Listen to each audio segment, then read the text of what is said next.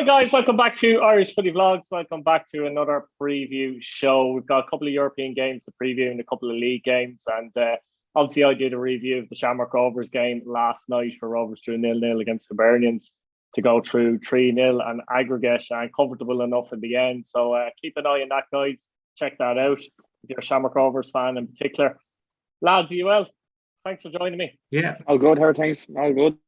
Good stuff, good stuff. Obviously, we have a couple of European games tomorrow night. You feel that Derry City JP go to Riga in a difficult state, I suppose, after being 2-0 down from the first leg. I've seen Rory Higgins talking about it, and he feels himself personally it's a case of Derry just need to go for it. You'd agree with that, but that can be easier said than done as well, can't it?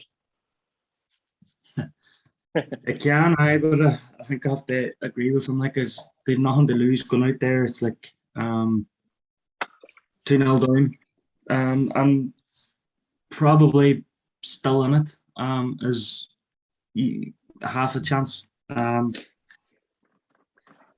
you say, it's probably easier said than done. But who knows if you get the first goal in the game, it could swing the tie in our favour, but I think it's all ifs and buts really at the minute until we get going. And it's about just, I thought last week they looked a wee bit nervous. They were sort of afraid they concede, but I think tomorrow night they know everything's on the line and they may as well go and lose a tie 3 or 4-0 on aggregate, trying to win it as opposed to trying to not embarrass yourselves. So there's a good following going out, and they'll want to give them something to shout about, and who knows, it might be one of the, it could well be a fairy tale turnaround, but I somehow can't see it because I just think Riga were so good last week that they look like a team that if Derry was to go up a couple of gears, they could go up a couple of gears themselves as well. But look, you just never know. You just have to wait and see. Yeah, it's a difficult tie for them, Luke, to be fair. And I think it would be a monumental comeback if they were to go, because they're a good side. It's not just that they're 2-0 down, you know what I mean? They're 2-0 down to a very good side. And to go over there, it's going to be very difficult. Even if they were 2-0 up, funnily enough, you would say probably the tie isn't over, you know, that kind of way. Yeah, that's it. Yeah, of course. Look, it's going to be very difficult for them. Obviously, we've seen last week the capabilities that Riga have, and they are a good side. And to be fair to Derry, I think they'll be disappointed that it did finish 2-0 in the end, because obviously with the red card and that, it sort of killed the game a little bit for Derry. So look, they're just going to be going over there now with just hoping that get an early goal then, and Riga then start to panic, and then from then on you don't really know, anything can happen. But I think it's very important that Derry do get the first goal and that they get it quite early, so that they give themselves a chance in the game, and they don't want to concede early either, because then it could be it could end up being a long night, and it could be an embarrassing night for them as well. So they won't want that, you know what I mean, and they'll just want something to give themselves a boost early on, whether it's them getting a sending off or something, or an early goal for Derry, just something like that will give them a bit of confidence, you know what I mean, because they are going to be going over there, a little bit not very confident. But again, look, that won't bother them, you know what I mean. They're going to be going over there with hoping that they can just get an early goal and get Riga to panic, and then hopefully then they can push on then and get through. But it's going to be very tough to do that, of course, because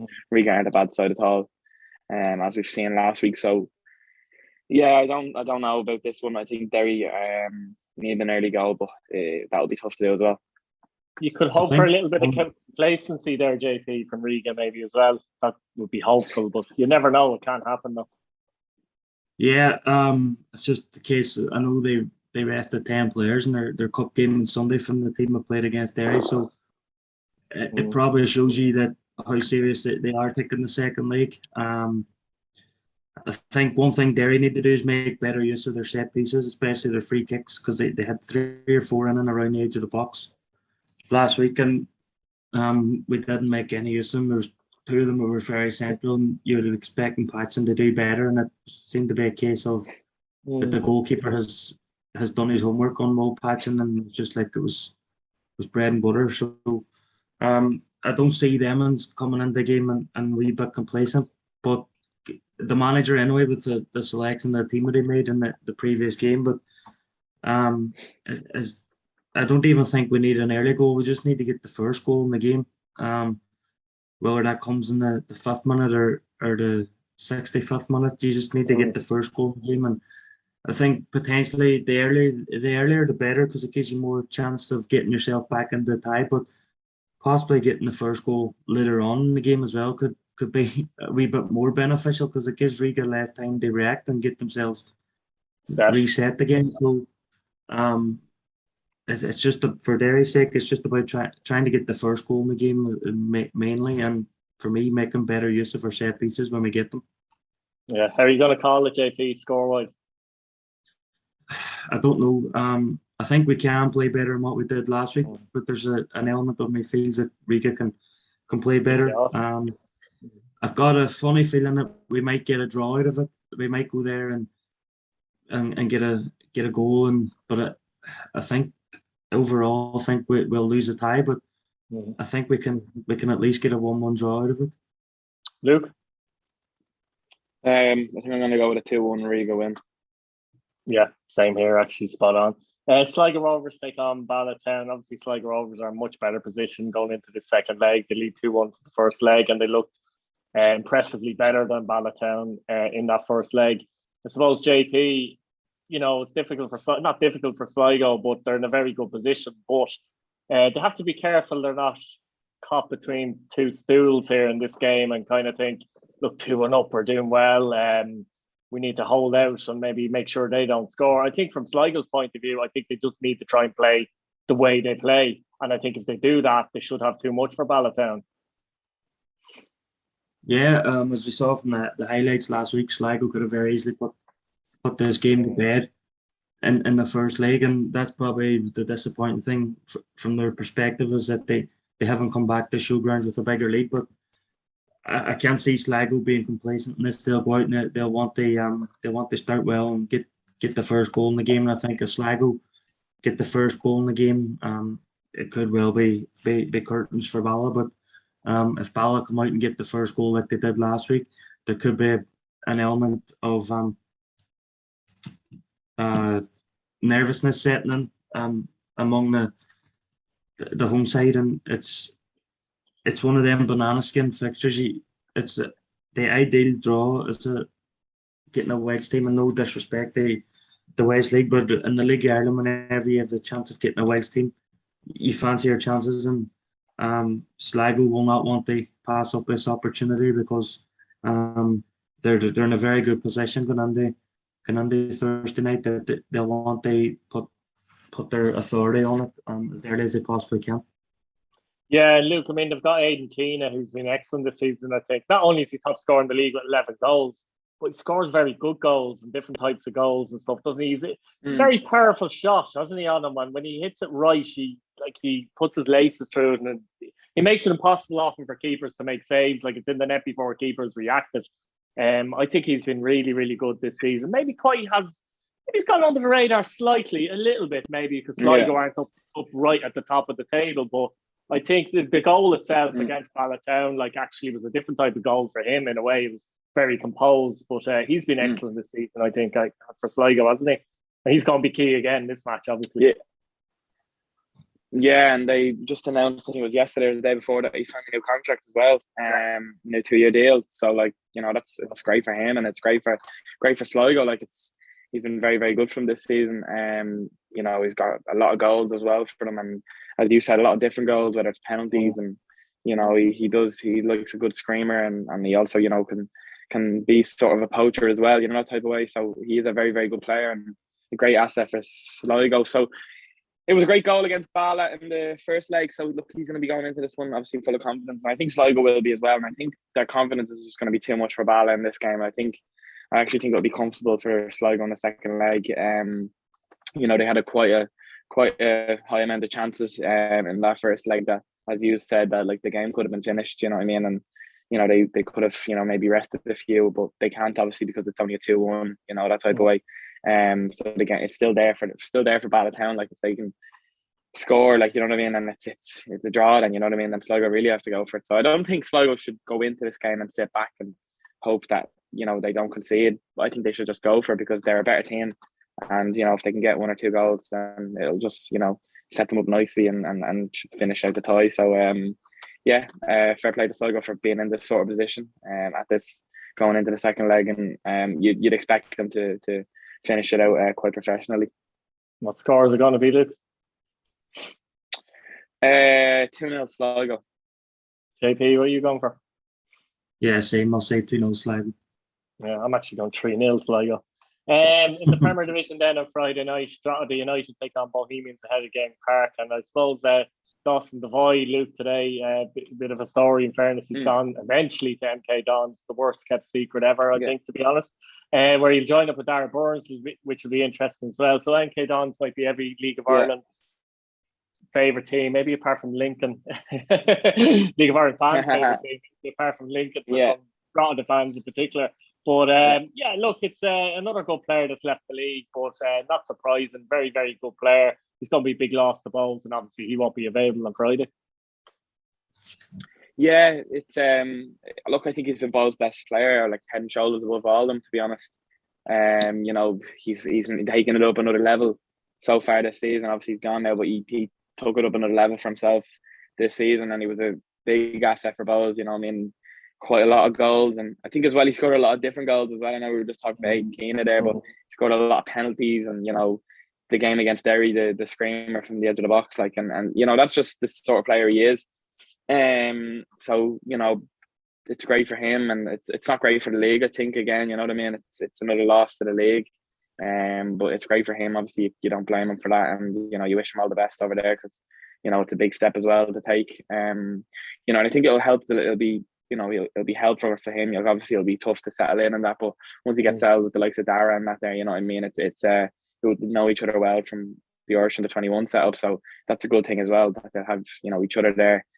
So it'll be interesting to see. And I also seen the piece that maybe they might send him out on loan to further his development, so it'd be one to keep an eye out on. I don't know what will happen there, but on this game, look, it's a good opportunity for Drogheda again, you know what I mean? I think been very good at home this season. You know, the crowd have been right behind us, so, like, I think going into this game, I think it is a good opportunity for Drogheda to, you know, start another run. Like, you know, I think it was key that we didn't sort of lose against Dundalk, especially after losing the Pats. You know, we were quite, this season you're seeing like we'd lose and then we'd go on a bit of a losing streak, but, you know, it was good that we got that win against Dundalk. So look, you know what I mean, it is a good opportunity for Drogheda to do one, to get one on Bowles, you know what I mean? I know this season it's been 2-1 all draws and 2 goals from Dean Williams as well.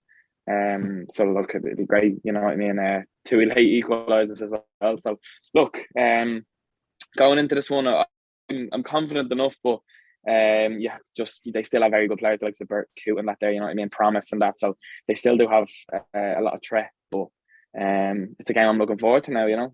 But, you know, losing the Devoys for them is just a crucial loss, because he's been by far their best player this season.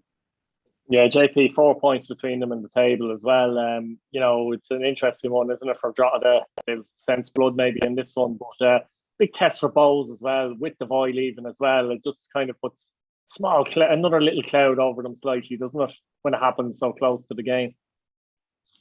Yeah, he's the player that we've been kind of picking out all season for Bowles, and we know earlier in the season when they were having their problems, we were maybe saying that Bowles were playing him too deep, and the last few weeks he started to get further forward, and he's started to make an impact, and so close to the Drogheda game, like that, it's a big blow for them, and they were probably, maybe because it's so close, they were probably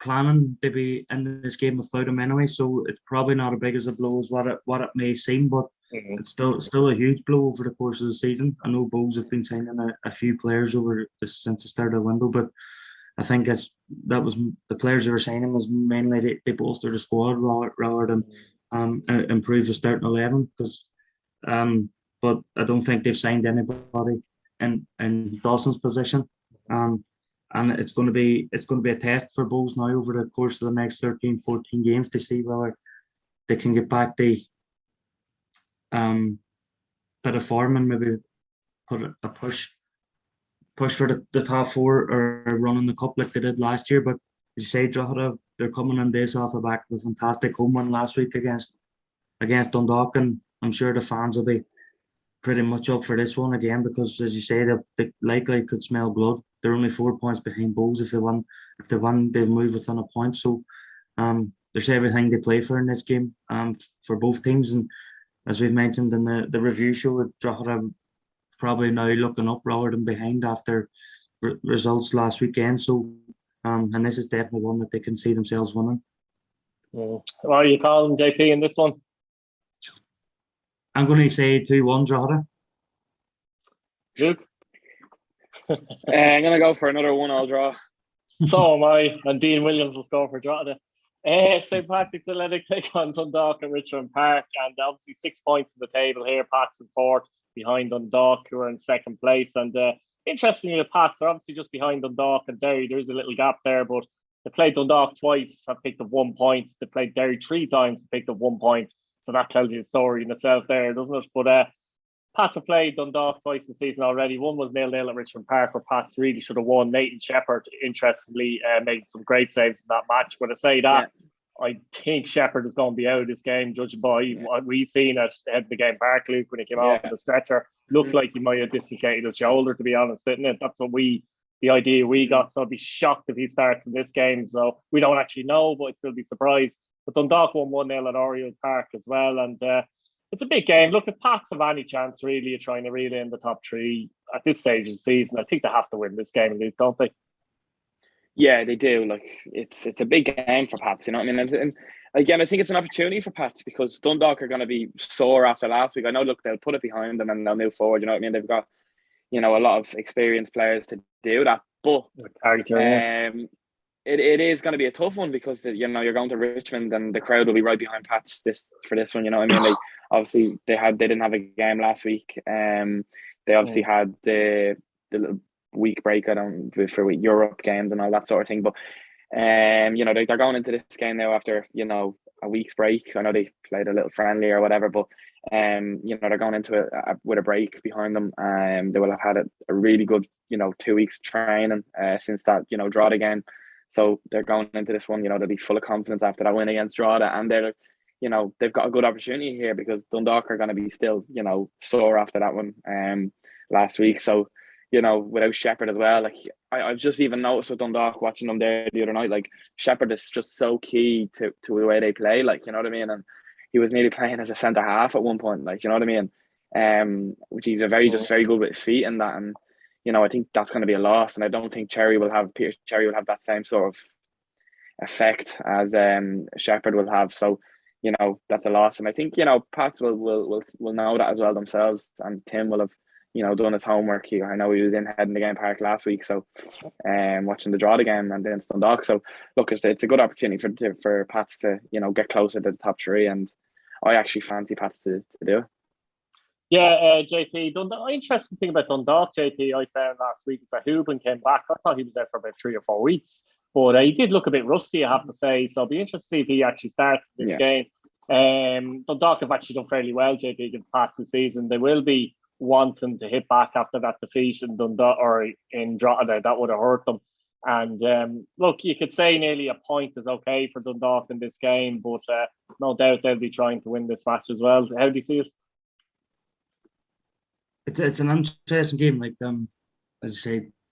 But one thing Dundalk have done this season has bounced back from defeat pretty well. Like it's only their 3rd defeat all season, so it's not like whenever they've lost they've gone on their run. They seem to use defeats this season. They sort of galvanise them, and can't expect them. They do something similar again, but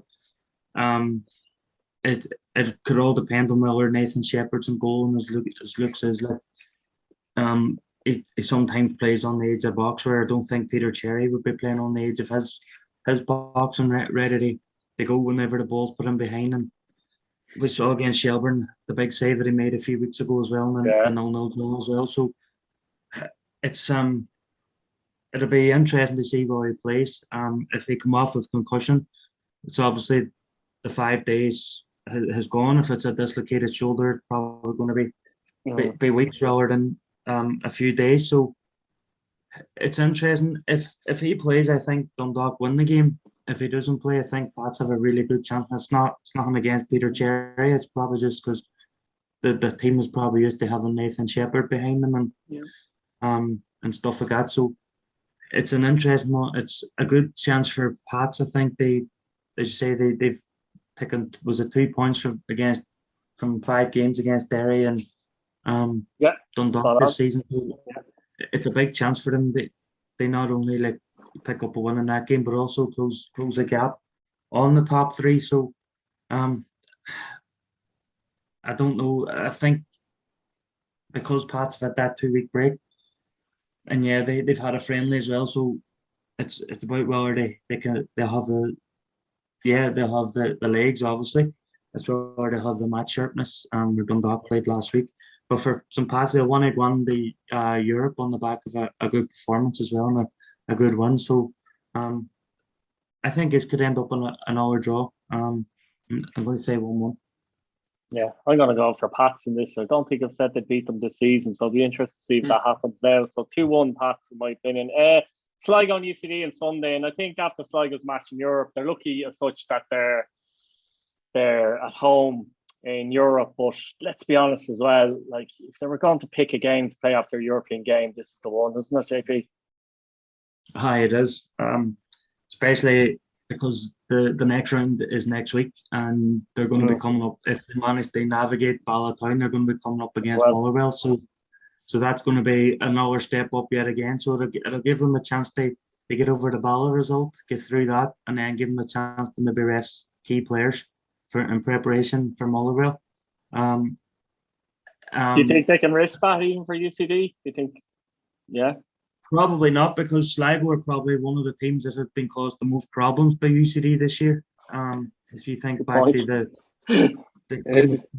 they've beaten New Sligo, and they should have beat them earlier in the season where Sligo came up. They drew, didn't they, as well? 2-2 or something, I think. Yeah, so I'm saying that though, they had Kerrigan and Whelan in their team at that point, so they've lost that quality, but at the same time they can cause you trouble, as we saw last week against Bohemians. So I don't think they'll take UCD too lightly, but I think John Russell he'll want to get through Bala Town first before thinking about UCD, and then he may make 1 or 2 changes, maybe like say Adam Keena and our key players maybe might give him the night off and hopefully can get through the UCD game without them. But in the position that Sligo are in the league, they probably can't be thinking about resting players. They probably have to just get the job done and then start resting the players, because at the end of the day, they're playing in Europe.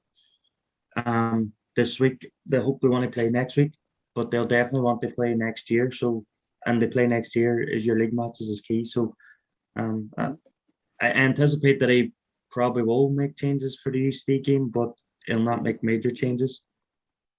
Yeah, Luke, I mean, how do you see this from UCD's point of view? Obviously, they have the kind of week just to prepare for Sligo, you know what I mean, where Sligo have to prepare for Bala Town before they play UCD.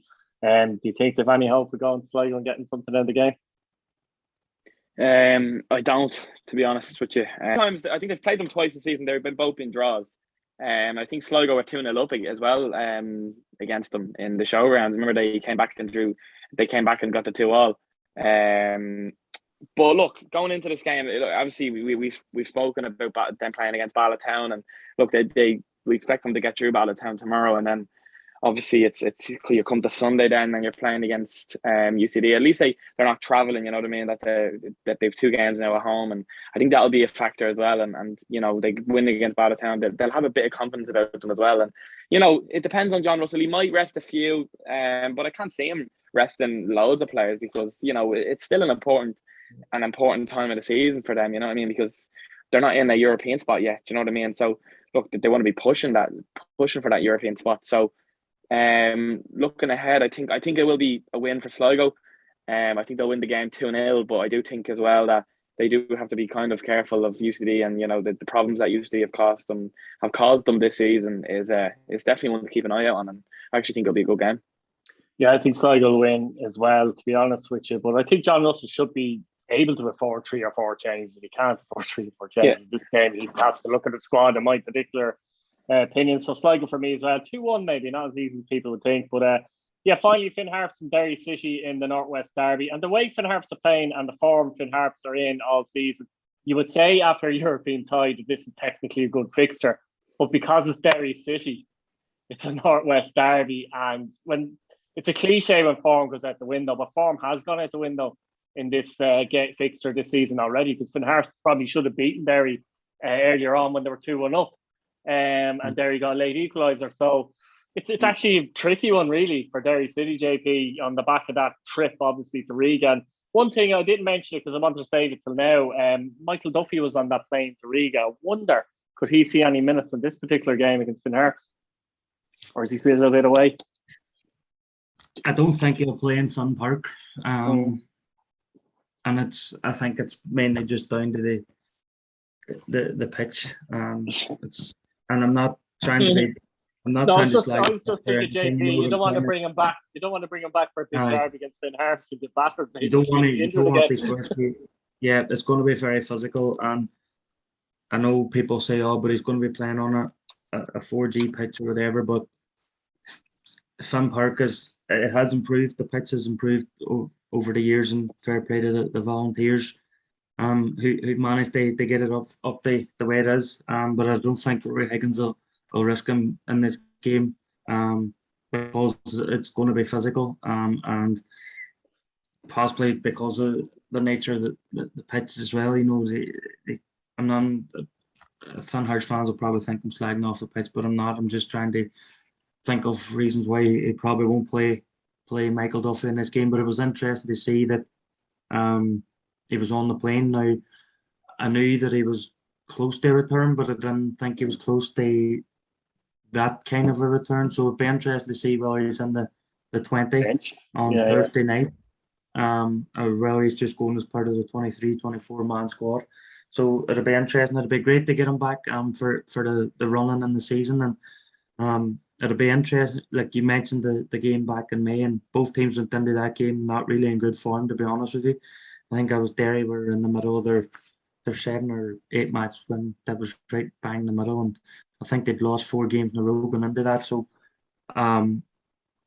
so form probably didn't really go out the window in that game. It was just two teams that were going into a derby, not really in good form, and Finn Harps played the better of the 2 teams, and probably should have came away with the win. But Derry, like they've always done under Rory Higgins, whether they've played well or not, they've always battled to the end and got a late equaliser in the game. And I anticipate another difficult game against Finn Harps. It always has been under Ollie, especially in Finn Park.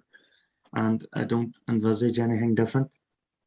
Yeah, Luke, how are you seeing it? Obviously, from Finn Harps' point of view, they'll be saying they need to win just to keep above UCD, because it's all right for us to sit here and say we don't think UCD will finish ahead of Finn Harps.